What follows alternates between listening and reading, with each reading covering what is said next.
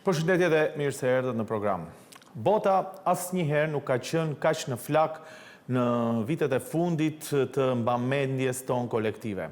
Konflikte serioze dhe frikë për eskalime edhe më të mëdha mund të sjellë situata ku shkëmbimet raketore mes Iranit dhe Izraelit po shkaktojnë 10 viktima. Situata humanitare në Gaza është po aq dramatike, ku sërish viktima civil janë në një numër të konsiderueshëm. Por lufta vazhdon edhe në kontinentin e Europës, ku sulmet ruse në Ukrainë kanë shkaktuar së fundmi dëme dhe viktima edhe në kryeqytetin e Ukrainës në Kiev. Ku është rajoni dhe si duhet reaguar kur ka kaq shumë përplasje dhe luftime, të cilat sjellin edhe përplasje mes fuqive të mëdha. 2 samite të rëndësishme do të zhvillohet javët në vijim, ai i NATO-s dhe ai i Bashkimit Evropian, por çdo të thotë kjo për rajonin. Duke qenë se në Maqedoninë e Veriut integrimi në Bashkimin Evropian po duket se ka ngecje, Shqipëria nga ana tjetër po shkon përpara. Si duhet parë ky moment në kontekstin gjeopolitik. Për këto dhe më shumë do të sjellim sot në program 2 lidhje, njëra nga Brukseli, ku do të jetë Agustin Palokaj, ai është gazetar dhe autor, e kemi pasur edhe më herët në program, por do të lidhemi edhe me Tiranën, ku është Ledion Krisafi, studiues dhe ekspert i marrëdhënieve ndërkombëtare, një nga të rrallët i cili flet dhe rusisht dhe ndjek edhe zhvillimet dhe reagimet që vijnë nga Moska. Por do të bëjmë një shkëputje dhe rikthehemi me lidhjet dhe të ftuarit tonë. Na ndiqni. Jeni me programin 200 në televizionin Alsat dhe do të fillojmë njëherë me lidhjen e parë. Do të shkojmë në Bruksel, atje është Agustin Palokaj, kolegu im gazetar, autor, ai është një nga njohësit më të mirë të rrethanave në Bruksel, të Bashkimit Evropian, të NATO-s, me vite ka raportuar për mediat prestigjioze, por edhe të rajonit. Agustin, faleminderit që je pjesë e programit 200. Faleminderit për ftesën, Nazi. Agustin, dua të filloj me njëherë në fillim të këtij programi me atë që ndoshta edhe e hapa emisionin. Duket se bota asnjëherë nuk ka qenë vitet e fundit në kaq zjarr, me kaq konflikte. Cili është reagimi që vjen nga Brukseli, nga zyrtarët e lartë për këtë situatë?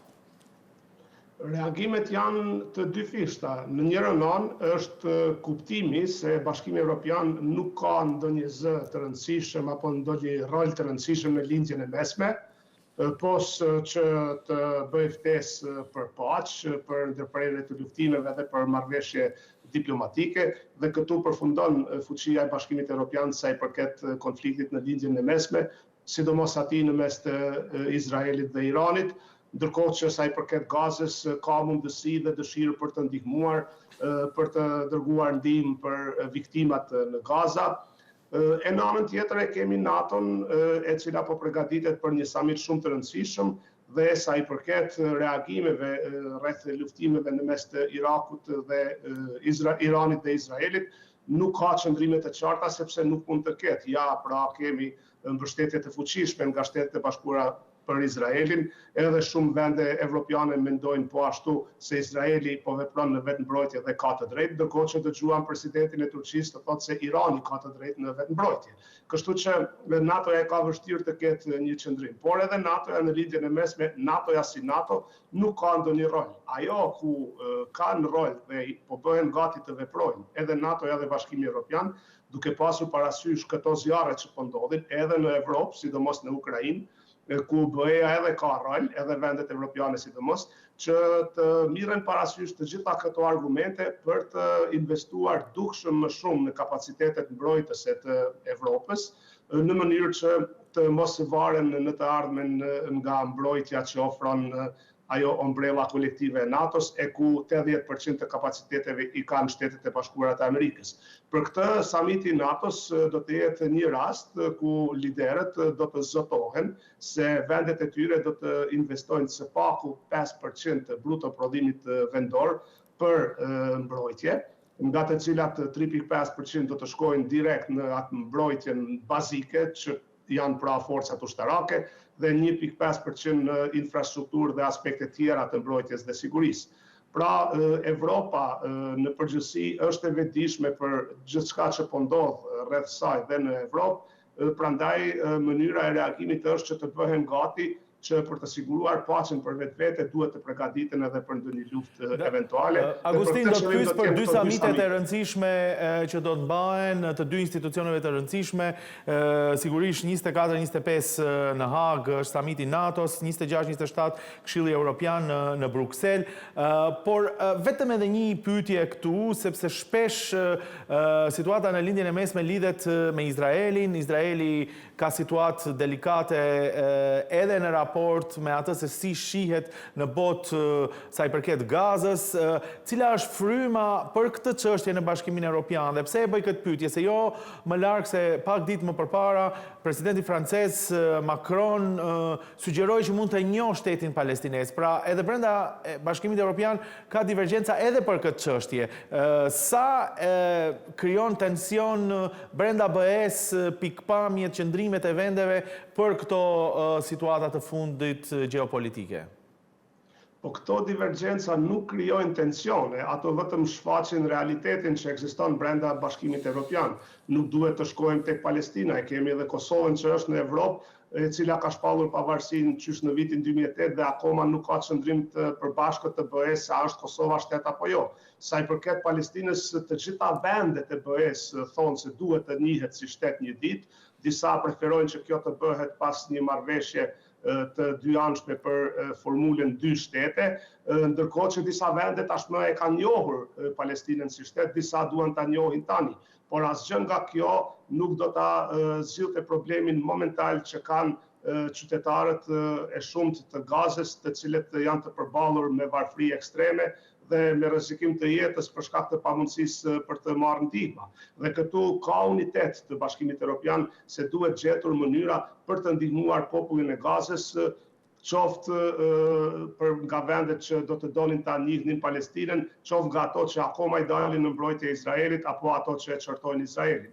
Pra ka një unitet sa i përket nevojës për të ndihmuar, ndërsa sa i përket të qasjeve politike, këtu kemi akoma divergjenca të cilat nuk do të tejkalohen përderisa të mos ketë një zgjidhje rreth dy shteteve, pra Palestinës dhe Izraelit, në mënyrë që Palestina të njihet nga të gjitha vendet anëtare të Bashkimit Evropian. Agustin, megjithatë në Europë ka një konflikt dhe dukej se Europa ishte e bashkuar sa i përket apo situatës në Ukrainë, mirëpo sulmet e fundit, ndoshta edhe pse vëmendja ndërkombëtare kaloi në konfliktin e ri mes Iranit dhe Izraelit, kishte një sulm të madh edhe në Kiev, në kryeqytetin Ukrainas. Çfarë pritet në këtë kontekst, ose cilat do të jenë qëndrimet e vendeve të fuqishme europiane, sidomos në prag të dy samiteve, siç thash, edhe ati të Bashkimit Evropian, por edhe ati të NATO-s? Vendet evropiane, përfshirë të gjitha vendet evropiane anëtare të NATO-s, do të zotohen për të vazhduar ndihmën Ukrainës për aq sa do të jetë e nevojshme për këtë shtet. Kjo do të shprehet në samitin e NATO-s në Hagë që do të zhvillohet. A do të thuhet kjo në emër të NATO-s apo jo, mbetet të shihet, pasi që qëndrimi i Shteteve të Bashkuara të Amerikës sa i përket fajsimit direkt të Rusisë për këtë agresion është akoma i paparashikueshëm. Në samitin e NATO-s pritet të jetë i pranishëm edhe lideri i Ukrainës Zelenski, i cili më vonë do të vijë nga Haga edhe në Bruksel për të marrë pjesë në samitin e Bashkimit Evropian, pra në Këshillin Evropian. Edhe aty Ukraina dhe vazhdimi i ndihmës për Ukrainën do të jetë tema qendrore. Krahas kësaj, pra, krahas vazhdimit të çdo lloji ndihme për Ukrainën, do të zotohen po ashtu për sanksione të reja ndaj Rusisë, përfshirë edhe sanksione të papara deri me tash sa i përket ndalimit të importit të derivateve të naftës apo gasit nga Rusia. Është ideja që deri në vitin 2027 të ndërpritet tërësisht importi i gasit nga Rusia, ndërkohë që ka ide për të ulur çmimin maksimal të naftës me të cilin Rusia mund të shet naftë në $45 për barel. Kjo tash duket paksa më pak reale, pasi që për shkak të luftës mes Izraelit dhe Iranit mund të ketë shtrejtim edhe më të madh të naftës. Gjithsesi, pra, pritet që evropianët të shprehin gatishmërinë për të ndihmuar Ukrainën për aq sa do të jetë e domosdoshme. Pyetja e madhe këtu, ose pyetjet që bëhen, kanë të bëjnë me atë se si duhet të reagojnë në vendet tona të rajonit kur kemi situata kaq dramatike gjeopolitike. Arsyeja që ndoshta këto pyetje bëhen është sepse megjithatë Maqedonia e Veriut dhe Shqipëria janë anëtare të NATO-s tashmë, por nuk janë të Bashkimit Evropian dhe bota nuk ka qenë në një pozicion të tillë ku do duhej të kishte një lloj qëndrimi dhe reagimi ndaj asaj çfarë po ndodh. Por paralelisht me këtë, kur hiqet vëmendja nga rajoni për shkak të konflikteve, si duhet reaguar nga qeveritë e këtushme në kontekst të asaj kur kemi një stabilitet në Kosovë, Maqedonia e Veriut po duket se nuk po ecë përpara drejt integrimeve. Si shihet ose si duhet parë kjo situatë në kontekst të gjeopolitikës, pra kjo situatë që kanë vendet e rajonit dhe ajo çfarë ndodh në botë? Vendet e rajonit duhet të vazhdojnë qëndrimet që kanë me përjashtim të Serbisë, sepse të gjitha përshtaten në qëndrimet e tyre, edhe në politikën e jashtme, përfshirë edhe krizat që ekzistojnë, përshtaten me qëndrimet e Bashkimit Evropian. Maqedonia e Veriut, Shqipëria, Mali i Zi, Kosova dhe Bosnia Hercegovina për më tepër e kanë 100% përshtatjen me qëndrimet e Bashkimit Evropian, ndërkohë që Serbia nuk përshtatet. Në anën tjetër, siç thatë, Maqedonia e Veriut, Shqipëria, por edhe Mali i Zi janë anëtare të NATO-s, kështu që veprojnë edhe për brenda NATO-s. Do të ishte mirë sikur këtë kontribut që e japin për situatën në botë, madje edhe duke kontribuar në mënyrë materiale, vendet e rajonit do të duhet të përfitonin nga kjo, duke avancuar në procesin e integrimeve evropiane.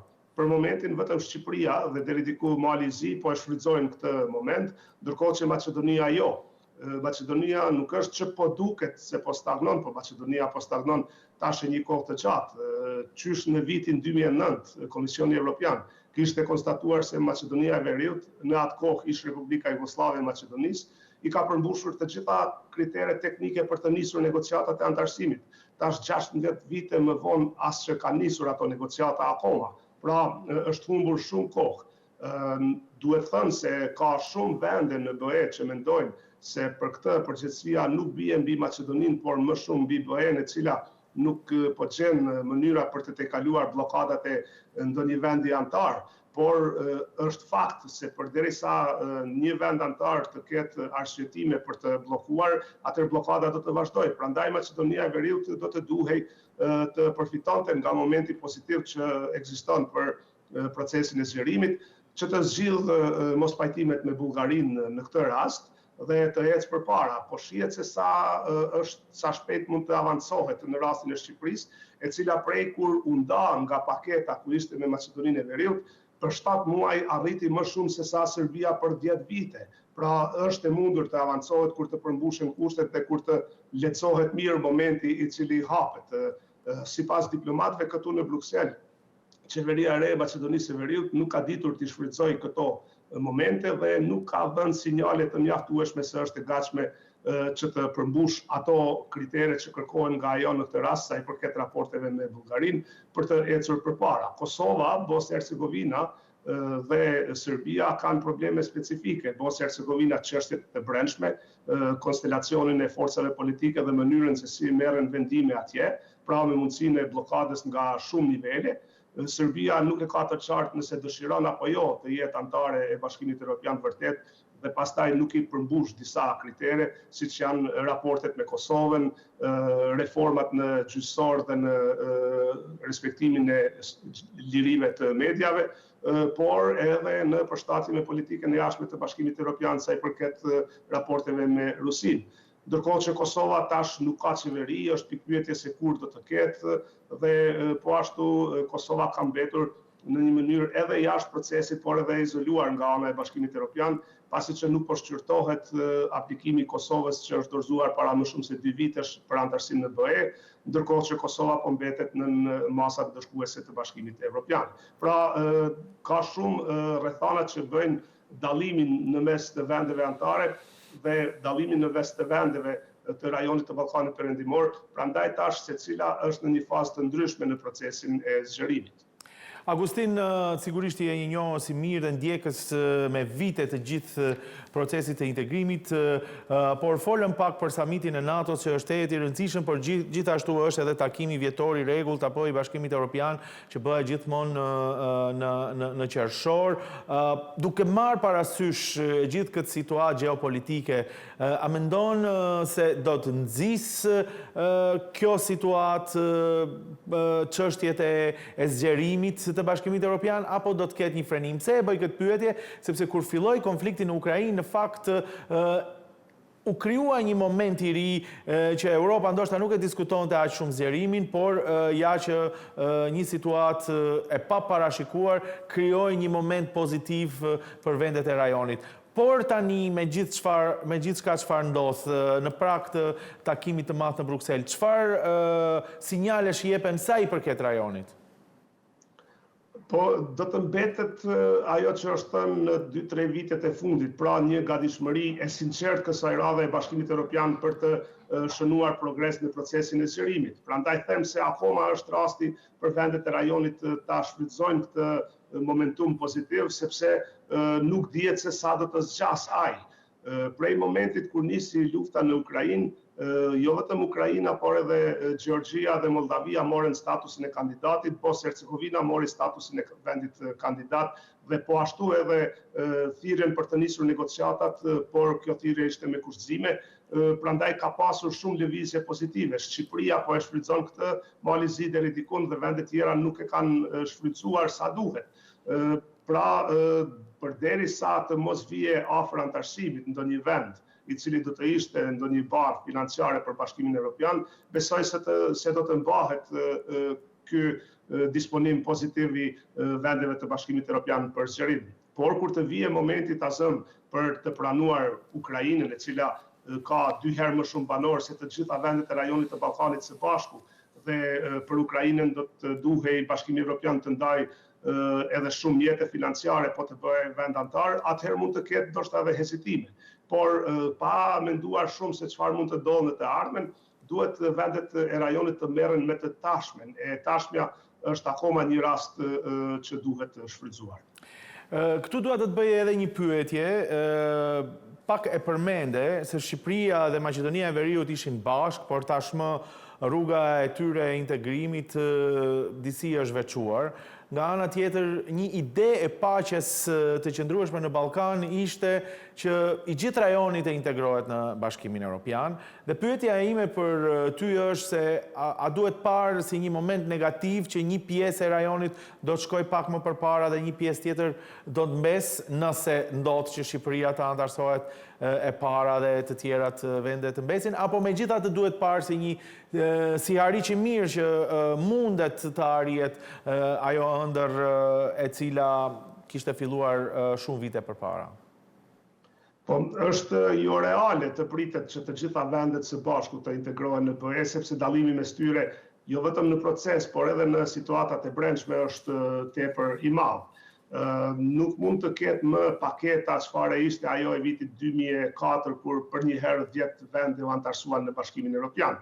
Në anën tjetër, kjo do të ishte heqje dorë nga parimi i meritave individuale që e mban në procesin e zgjerimit akoma Bashkimi Evropian. Pra, secili vend vlerësohet në bazë të meritave individuale. Në rastin e Maqedonisë po e them se me të drejtë ka shgënjim, pasi që ishte BE-ja ajo që mban përgjegjësinë kryesore pse me Maqedoninë nuk janë nisur akoma negociatat, por vetë fakti se Shqipëria po avancon, Mali Zi po ashtu, dëshmon se Bashkimi Evropian në fund të fundit i përmbahet atij parimit për të vlerësuar vendet sipas qasjes individuale. Dhe pikërisht kjo tash mirret si diçka pozitive, sepse përderisa një vend avancon, në të njëjtën kohë me këtë i dërgohet porosi një vendi tjetër se po stagnon, se çfarë duhet bërë nëse duan edhe ato të avancojnë.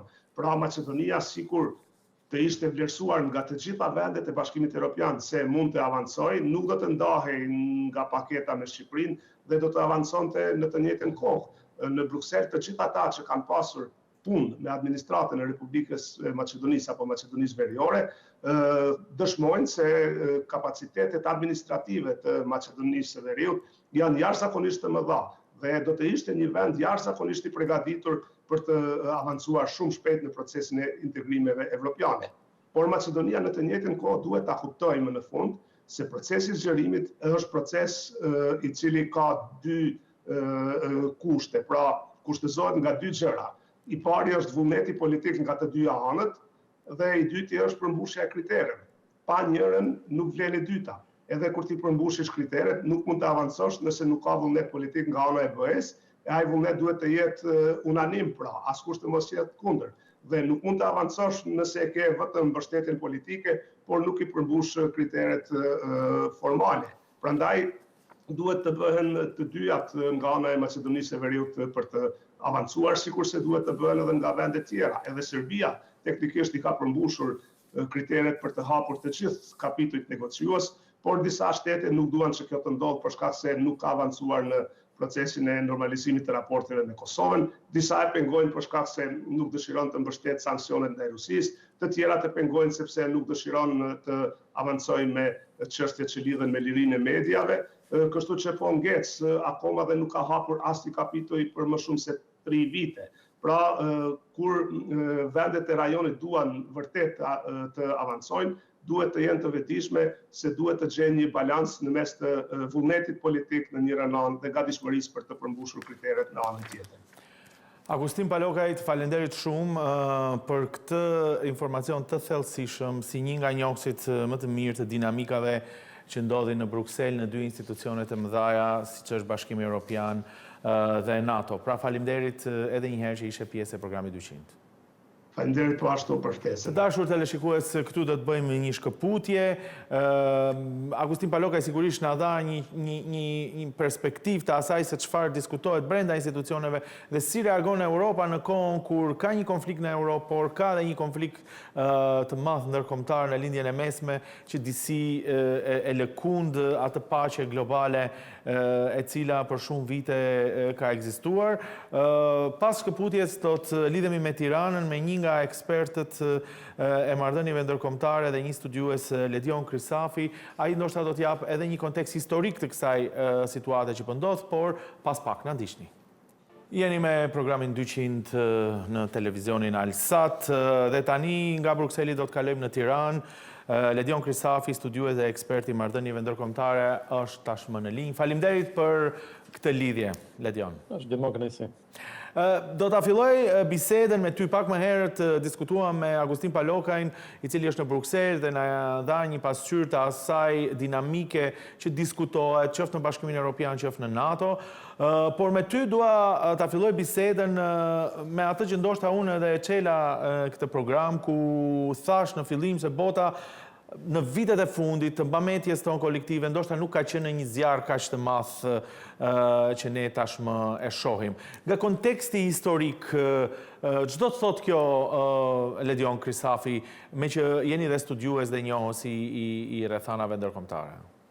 Është ndoshta, le të themi, periudha më e vështirë që pas fundit luftës së dytë botërore, nuk ka pasur kaq shumë lufta njëkohësisht, sidomos lufta që mund të përfshinë fuqi të mëdha ose kaq shumë interesa gjeopolitike në 70 vitet e fundit. Lufta e ftohtë, sigurisht fuqitë e mëdha ishin larg njëra tjetrës, po ashtu në vitet 90 ishte fuqia më e madhe amerikane dhe të tjerët ishin lufta të vogla. Pa këto janë luftat thuaç që mund të ndryshojnë një pjesë të madhe të rendit ndërkombëtar, lufta në Ukrainë, lufta që ndodh tashmë në linjë e mesme, mund të kemi një luftë në të ardhmen në Taiwan, me kërkesë e Kinës për të marrë Taiwanin për ta bërë pjesë të Kinës, kështu që është një periudhë, zakonisht periudhat ku ndryshojnë, le të themi, strukturat e rendit ndërkombëtar, shoqërohen me lufta të tilla. Dhe janë strukturat të cilat ose do konfirmojnë, le të themi, fuqinë e perëndimit, ose do ndryshojnë fuqinë e perëndimit dhe mund të shkojmë në një botë dhe më multipolare, ku Rusia, Perëndimi dhe Kina mund të kenë të cilat ato pjesën e tyre të influencës dhe mund të vendosin për çështje të mëdha që janë në botë. Unë për momentin nuk mendoj që kemi shkuar në një botë multipolare, por shohim ende Perëndimin i cili, sidomos me rikthimin e Donald Trump, është më, le të themi, më imponues në arendë ndërkombëtare, pasi se Bashkimi Evropian ka një qasje më ndryshe. Veçanërisht nëse Izraeli arrin të fitojë luftën me Iranin dhe arrin të ndryshojë regjimin, kjo do ishte një fitore shumë e madhe për Perëndimin mbi të gjitha, sepse do ndryshonte një pjesë të madhe të lindjes mesme, do dobësonte pjesën tjetër antiperëndimore të strukturës botërore, kështu që është një luftë, si thua, që po bëhet për një rend të ri botëror, por nuk po luftojnë fuqitë e mëdha me njëra tjetrën, po luftojnë fuqitë e mëdha, por le të themi tërthorazi, sepse lufta e Ukrainës është një luftë e tërthort mes fuqive të mëdha. Çështja është thelbi i çështjes se cili do të jetë rendi i ri botëror, po do të jetë një rivendosje e perëndimit apo një botë më multipolare.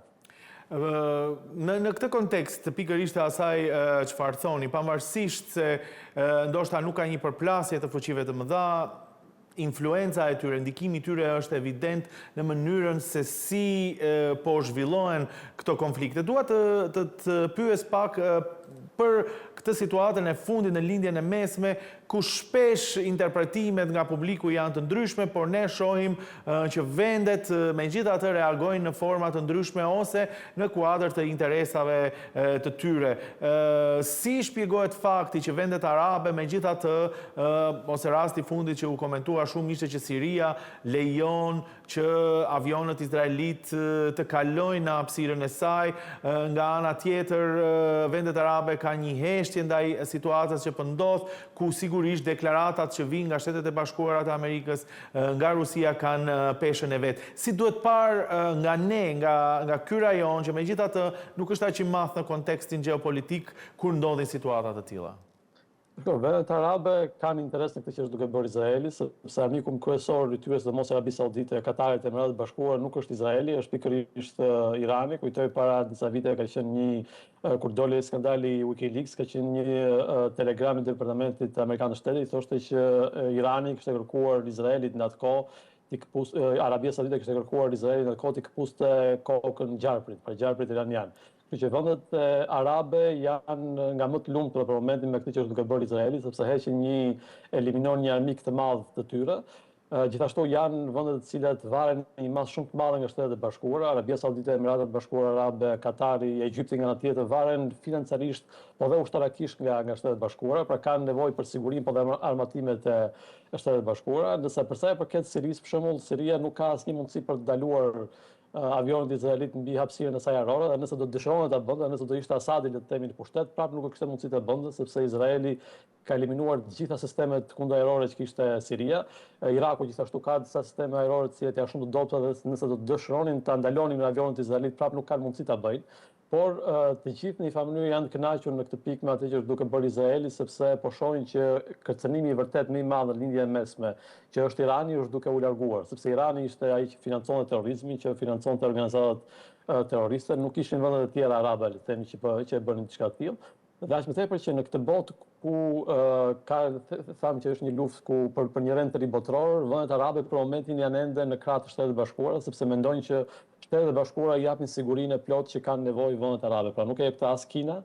Kina mund të japi marrëdhënie shumë të mira ekonomike, por nuk jep asgjë më shumë se ekonomia. Rusia nuk e ka fuqinë ta bëjë këtë gjë vendet arabe, kështu që qëndrojnë ende në krahun e perëndimit, si thua, pavarësisht se janë vende arabe. E njëjta gjë vlen edhe për atë që duke ndodhur në Gaza, për shembull. Vendet arabe thuajse nuk kanë bërë asgjë. Dhe arsyeja pse nuk kanë bërë asgjë, jo sepse nuk duan, është sepse nuk mund të bëjnë gjë në këtë rast. Kështu që megjithatë secili vend në lindje mesme është duke parë interesat e vet. Përtej asaj që ne shohim retorikën her pas here për Izraelin apo për Iranin, në thelb gjithë bëjnë llogari se cili është interesi që mund të kenë secili vend. Dhe interesi që kanë për momentin vendet arabe është të jenë në krah me Izraelin kundër Iranit.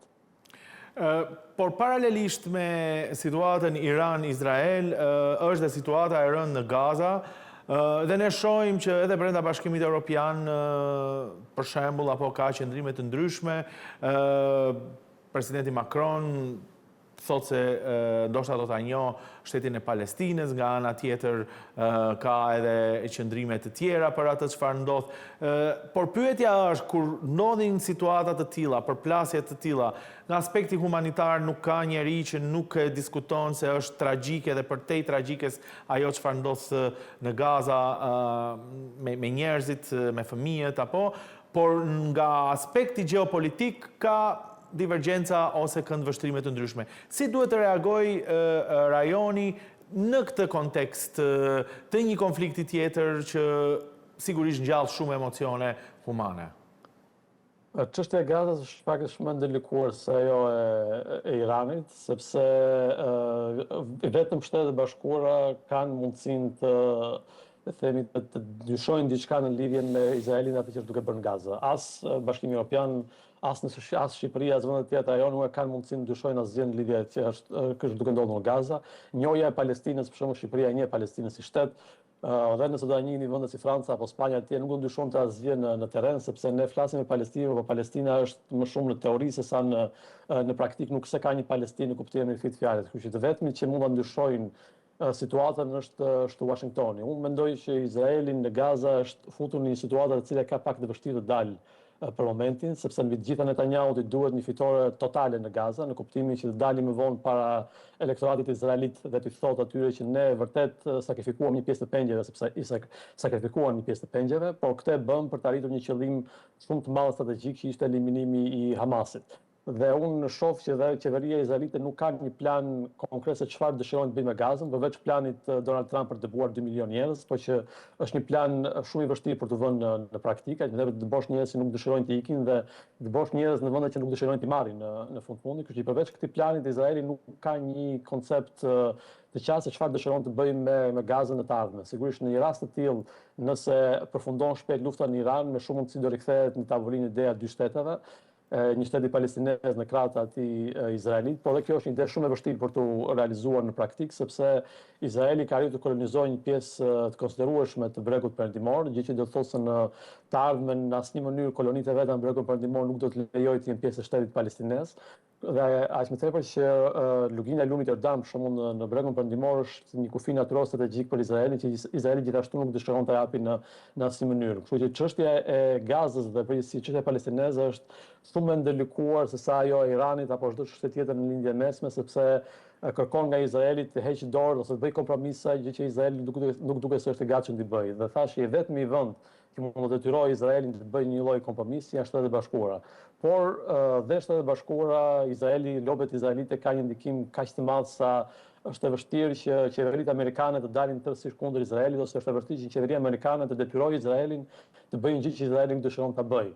Për shumë organizatat izraelite në Shtetet Bashkuara financojnë një pjesë të madhe të atyre që bëjnë fushata për Kongres dhe për Senat, dhe në momentin që fushata financohet nga organizatat izraelite, është e vështirë që një kongresmen ose një senator të dalë kundër Izraelit. Kështu që është një çështje shumë e ndërlikuar për të zgjidhur, dhe arsyeja pse nuk është zgjidhur në 70 e fundit është pikërisht sepse është shumë e ndërlikuar në këtë pikë dhe kërkon një kompromis shumë të madh nga Izraeli, që u mendoj se Izraeli nuk është i gatshëm ta bëjë këtë kompromis, në mos me Benjamin Netanyahu në rolin e kryeministrit nuk ka asnjë shans të bëjë kompromis. Por thashë Chelsea gjithë çështjes ndodhet në Washington. As Franca, as Spanja, as Gjermania, as një vend tjetër nuk kanë fuqinë të ndryshojnë në një gjë në lidhje me Gazën dhe Palestinën. Vetëm Donald Trump dhe Washingtoni kanë mundësi ta bëjë.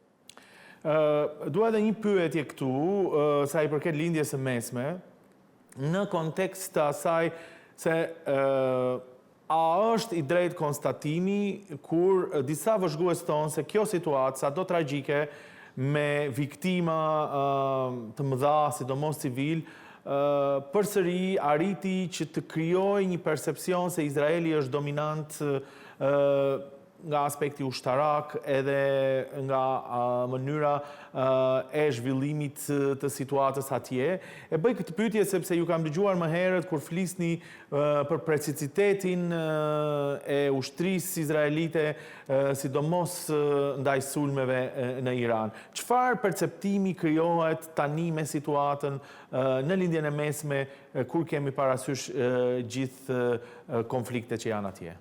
Është vërtet që Izraeli në krahasim me një vit e gjysmë para, pas sulmit të Hamasit në 7 tetor, u shndrua nga një vend që praktikisht ishte i rrethuar nga Irani dhe nga grupet e mbështetura nga Irani, është ndruar praktikisht në shtetin më të fuqishëm lindjes mesme, pra është një lloj hegemoni, mini hegemoni, le të themi, i lindjes mesme, sigurisht me mbështetjen e Shtetet Bashkuara. Veçanërisht aksioni që Izraeli bëri gjatë ditëve të para në Iranit ishte nga pamja operacionale, ishte një aksion jashtëzakonshëm që kërkon një nivel koordinimi, nivele më të larta të mundshme që ekzistojnë sot në botë, dhe Izraeli sigurisht në këtë një vit e gjysmë ka treguar e përsinë e vet ushtarake, ka shpartalluar Hamasin sigurisht sepse ka përfunduar në një grup i cili bën një luftë në Gaza, ka shpartalluar tërësisht Hezbollahun, i cili nuk është më kërcënim për Izraelin, ka rënë Asadi që ishte një kërcënim i madh për Izraelin që në vitet 60 me babain e Asadit dhe pas i biri i tij. ka dobësuar Houthit në Yemen, fuqia e cilëve ka rënë rreth 50%, për shembull para 3 ditësh kur në një kohë kur Izraeli ishte duke bombarduar Iranin, ka vrarë njerëzin e dytë më të rëndësishëm të Houthit. Dhe tashmë me goditjen ndaj Iranit dhe nëse regjimi sidomos bie, Izraeli praktikisht dhe Netanyahu drejt për drejt kanë ndryshuar gjithë strukturën e sigurisë në lindjen e mesme në një vit e gjysmë luftë. Kjo është pa diskutim një fitore shumë e madhe për Izraelin, një fitore shumë e madhe për sigurinë e Izraelit dhe është fitore shumë e madhe për Netanyahun personalisht, sepse ishte, si thua, këmbgulja e tij, pavarësisht presionit, pavarësisht luftës në Gaza që sigurisht Izraeli ka tepruar jashtëzakonisht shumë me viktimat e civilëve, pavarësisht faktit që imazhi i Izraelit ka rënë për tokë në shumicën e botës, Netanyahu i qëndroi atij planit të tij dhe shkoi deri në fund ku shumë afër rrëzimit të regjimit të Iranit. Dhe kjo është pa diskutim një fitore shumë e madhe, një rikthim i supremacisë ushtarake të Izraelit në lindjen e mesme, gjë që bëhet me mbështetjen e Shtetit Bashkuar dhe mund të kemi në të ardhmen një lindje të mesme që mund të jetë shumë e paqët sigurisht, por nëse arrin të rrëzohet regjimi në Iran, sigurisht që çështja palestineze do rikthehet, çështja ndoshta e fundit në lindjen e mesme do rikthehet në tavolinë dhe mund të jetë ndoshta edhe më thjesht për të zgjidhur pas rrëzimit të regjimit iranian, sepse duhet thënë që regjimi iranian i mbante peng një pjesë të çështjes palestineze me Hamasin, me Hezbollahun, pra nuk i lejonte që kjo çështje të ulej në tavolinë dhe diskutohej seriozisht. Duke armatosur këto grupe, çonte çështjen në planin ushtarake, po jo në çështjen politike. Kështu që Izraelit në fund pas së fitore do i duhet ta zgjidhë çështjen palestineze në tavolinë. Edhe një konflikt tjetër po ndodh, dhe kjo në kontinentin evropian, dhe duket sigurisht një konflikt i ri, një situatë e re, një tension i ri global, sikur e vjen në hije konfliktin tjetër. Pse e bëj këtë pyetje dhe këtë lidhje me ty, është se je nga të rrallët që je rusisht folës dhe që ndjek edhe zhvillimet ose reagimet që ndodhin edhe brenda Rusisë, që një pjesë e madhe e publiku ndoshta edhe nuk e ka këtë mundësi. Paralelisht je edhe një studiues i marrëdhënieve ndërkombëtare. A mund të ndodhë që pikërisht situata në lindjen e mesme, vëmendja e madhe globale që i jepet zhvillimeve atje, të krijoj disfavore për Ukrainën, apo qofte edhe për perëndimin në konfliktin mes Rusisë dhe Ukrainës? Lufta në Ukrainë në një farë mënyrë ka ngecur, në kuptimin që ndryshimet në terren janë shumë të vogla mes palëve, pra ushtria ruse bën një përparim që është fare i vogël, nuk ndryshon asgjë. Goditet me palëve janë thuajse të njëjta, pra aq sa goditet me dronë nga Rusia në Ukrainë, aq goditet nga Ukraina në Rusi. Fakti që dyja palët nuk arrin dot të bëjnë paqe ose pushim vjen nga fakti që asnjë prej tyre nuk është afër kapitullimit. Pra në raste të tilla, historia tregon që një prej dy palëve duhet të jetë afër kapitullimit që të kemi paqe dhe një arpushim. Në momentin kur dyja palët mendojnë që luftën mund ta fitojnë, edhe rusët mendojnë që mund ta fitojnë, edhe ukrainasi mendojnë që mund ta fitojnë, sigurisht do vazhdojnë të luftojnë deri në pikën sa një prej tyre të jetë aq dobët sa thotë që unë tashmë nuk kam mundësi të luftoj dhe do ulem në tavolinë ta bëj këtë gjë. Ditëve të fundit në Rusi ka pasur shumë zëra nga elita politike ruse për të shpallur zyrtarisht luftë Ukrainës, sepse në Rusi është quhet operacion ushtarak dhe ka një ndryshim të madh nëse shpallet luftë Ukrainës, do të thotë që 2 milion rezervistët që ka Rusia duhet të mobilizohen dhe gjithë shteti mobilizohet për luftë. Janë thirrje që vijnë nga pas operacionit që Ukraina bën në fillim qershorit ku shkatroi rreth 20 avion strategjik të Rusisë. Ka pak gjasa që Putin të shpallë luftë zyrtarisht Ukrainës, sepse ka një kosto shumë të madhe njerëzore, po dhe ekonomike, politike për të, pra nuk mund të mobilizojë 2 milion njerëz në Rusi, është diçka që vështirë se mund ta kalojë. Është një pikë që lufta në Ukrainë me shumë mundësi do vazhdojë të ngecë në këtë situatë ku ndodhet dhe vazhdojë të ketë një luftë si quhet low level, pra dyja palët do vazhdojnë të bëjnë goditje të nivelit të ulët mes njëra tjetër, por pra aq kohë sa asnjëra nuk është duke fituar qarta, siç e thua, është vështirë se mund ndryshojë. Për shembull, për të bëjë paralelizëm mes Izraelit dhe Iranit, aty jemi afër fundit të luftës, sepse Irani është shumë afër kapitullimit, le të themi. Ndërsa as Ukraina, as Rusia nuk janë afër kapitullimit për momentin dhe kjo bën që asnjëherë për tyre të mos shojë për të arritur marrëveshjen. Dhe plus i fakti që Ukraina s'e kanë të vështirë të pranojnë idenë që mund të japin territor, sepse nacionalizmi modern Ukrainës bazohet në Ukrainën perëndimore, që ka qenë pjesa e Austro-Hungarisë, dhe është një nacionalizëm i drejtuar tërësisht kundër Moskës, dhe është një nacionalizëm i cili ka të vështirë të pranojë idenë që Moska i mundi dhe me Moskën do ulen në tavolinë dhe do japi 20% të territorit. Kështu që në një farë mënyrë Zelenski është detyruar të vazhdojë të luftojë për aq kohë sa Perëndimi mund të japi armatime dhe ndihmë. Dhe duket që Perëndimi e ka kapacitetin për të dhënë këtë lloj armatimi dhe ndihme. Pra ajo që shohim për momentin është që Rusia nuk ka mundësi të japi goditjen përfundimtare Ukrainës, po nga ana tjetër as Ukraina nuk e ka mundësinë për të çliruar tokat që janë pushtuar nga Rusia. Kështu që palët për momentin thash janë barazim. Dhe pra që janë barazim është se mund dyshojnë në një gjë. Këtë në fund të kësaj bisede, kam edhe dy pyetje. E para është se si duhet të reagoj rajoni kur ndodhin situata dhe konflikte të tilla të mëdha globale. Sigurisht kjo pyetje, sado që të jetë retorike, ka një kontekst të caktuar. Malizi, Shqipëria, Maqedonia e Veriut janë pjesë të NATO-s, por pavarësisht nga ana tjetër janë aspirante për të antarësuar në Bashkimin Evropian. Dhe prandaj pyetja merr pesh si duhet të reagojnë shtetet në kontekst të prirjeve dhe zhvillimeve të tyre ose aspiratave të tyre. Si e shikon ti këtë çështje? Vendet ndryshme në rajon reagojnë ndryshe në bazë të interesave, ndryshe reagon Shqipëria, ndryshe reagon Serbia, le të themi. Për Shqipërinë një fitore e perëndimit në lindje e mesme, sigurisht dhe ndopsimi i Rusisë është një zhvillim i mirë, se do forconte perëndimin, do forconte NATO-n dhe mund ndryshonte edhe qasjen në rajon. Nga ana tjetër, nëse do kishim një fitore të madhe të Rusisë për shembull në Ukrainë, që pak gjasa të ndodhë dhe gjithsesi, por nëse Rusia do kishte fituar një javë e parë ose muajt e parë për shembull në Ukrainë, do ishte një fitore shumë e madhe për serbët, qoftë në Serbi, qoftë në Bosnjë Hercegovinë, qoftë në Maltëzi, pra do ishte një mënyrë për të një lloj revanshizmi i tyre që mund ndodhte në pjesën e Ballkanit. Për aq kohë sa trupat e NATO-s janë në rajon dhe në gjitha në Kosovë, qoftë edhe vendet e tjera që janë Shqipëria, Malizi, Kroacia e tjerë, mundësia kam përshtypje e një konflikti të madh në Ballkan është thuajse zero. Pra nuk ka asnjë shans që ushtria serbe le të themi të kalojë kufirin dhe të bëjë një luftë Kosovë, për aq kohë sa janë trupat e NATO-s në Kosovë. Është diçka që nuk ka për të ndodhur ndonjëherë. Kështu që për rajonin, për pjesën perëndimore le të themi të rajonit, është një zhvillim i mirë për aq kohë sa perëndimi është duke fituar për momentin lindje mesme me atë që është duke bërë Izraelin, po dhe fakti që Rusia po del me dobët nga lindja mesme, po del me dobët dhe nga gjithë lufta në Ukrainë, edhe një barazim le të themi luftë në Ukrainë është diçka e mirë për perëndimin. Ajo që mund të jetë problematike për vendet e rajonit është që Bashkimi Evropian duket gjithmonë me dobët në gjithë situatë. Pra ndërkohë që Amerika është më imponuese, ndërkohë që Izraeli është duke luftuar në lindje mesme, vendet e Bashkimit Evropian, sidomos krerët e tyre janë duke diskutuar.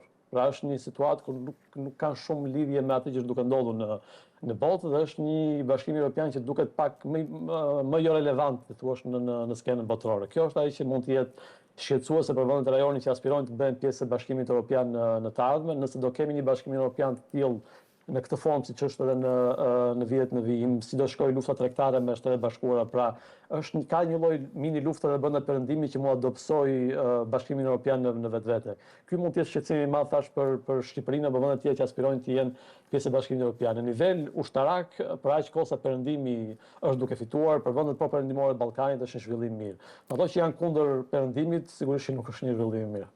Krejt në fund, si historian, si studiues, dhe me që jemi edhe në fund të mbylljes së një sezoni, pas 14 sezonesh të këtij programi, por edhe më herët si gazetar, bota nuk ka qenë në kaq konflikt të madh ose me kaq konflikte të hapura. Prandaj po e bëj pyetjen edhe si një studiues, si ekspert i marrëdhënieve ndërkombëtare, kishe pritur që mund të ndodhte një situatë me kaq luftime, ndërkohë që pritet që njerëzimi të shkojë përpara, paqja mes popujve të jetë dominante, mirëqenia të jetë më e madhe. A duhet të shokohemi që historia po ripërsëritet me konflikte dhe me lufte? Unë nuk mendoj që duhet shokohemi sepse interesat njerëzore nuk ndryshojnë, interesat e shteteve nuk ndryshojnë, burimet në botë janë të fundme, si thua, kështu që janë dëshirat të mëdha dhe burimet të fundme në fundit. Dhe luftat e tilla kanë ndodhur gjithmonë. Është thjesht ideja që Evropa të faktit me gjithë ajo ishte çmësuar me idenë e luftës. U desh Putin në Ukrainë për ta zgjuar nga gjumi dhe për ta kuptuar që lufta sigurisht që ndodh, një gjë që është duke ndodhur sot në lindje mesme dhe ne kemi, le të themi, gjithë evropian, jo vetëm ne, po gjithë evropian kishim atë konceptin e gabuar që luftat nuk ndodhin më në Evropë sidomos ose në vende të tjera ose mund mos kishte lufta të tilla. Unë mendoj që pjesa e luftrave nuk ka përfunduar. Kina duhet, le të themi, të dalin nga ai zinxhiri që i ka vendosur Shtetet e Bashkuara rreth rrotull me Japoninë, Korenë e Jugut, Tajvanin, Filipinën dhe do duhet të marrë Tajvanin për të thuaç për të rikthyer veten si fuqi e madhe botërore.